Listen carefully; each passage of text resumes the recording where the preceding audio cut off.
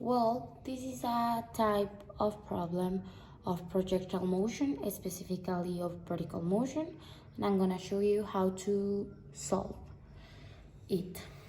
First, a small stone is dropped from a height of 50 meters. Assuming that there is no air resistance, I take in gravity as 9.8 meters over second square. Find that A, the time taken for the stone to reach the ground, and B, the final velocity of the stone when it hits the ground. Okay, first of all, we have to gather up our data that we have. And first, we have the height is the same as 50 meters. Gravity is the same as 9.8 meters over seconds. The initial velocity is 0 because you are dropping the stone, so it starts like from rest, as you can take. Is asking us the time and is asking us the final velocity.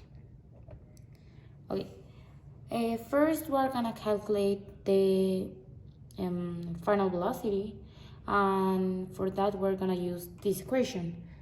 Final velocity square is the same as initial velocity square plus 2gh. Gravity times height. And then we know that our initial velocity is 0, and so it's gonna be eliminated. So we have final velocity square is the same as 2gh. We cannot have the final velocity square, so we are gonna pass the square in the opposite operation to the other side. That the opposite operation is gonna be a square root. So final velocity is the same to the square root of 2gh. And now we're gonna only substitute. Final velocity is the same to the square root of 2 times 9.8 times 50. And that gives us 98. So we're gonna take we have to do the square root of 98. So that gives us the final velocity that we're gonna have is 31.30 meters over second. And this is gonna be our final answer to the point B.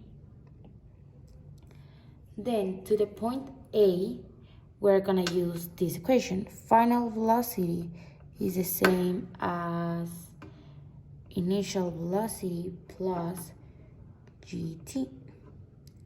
And now we're gonna pass we have to leave the t alone. So we know again that our initial velocity is 0, so we are gonna eliminate that data. So final velocity is gonna be the same as gravity times time. And now we have to leave the t alone because the other value that is asking us is the time. So if the g is multiplying, it's gonna pass dividing. So final velocity over gravity is gonna give us time. And now we only substitute the data that we have. 31.30 over 9.8 is gonna be the time.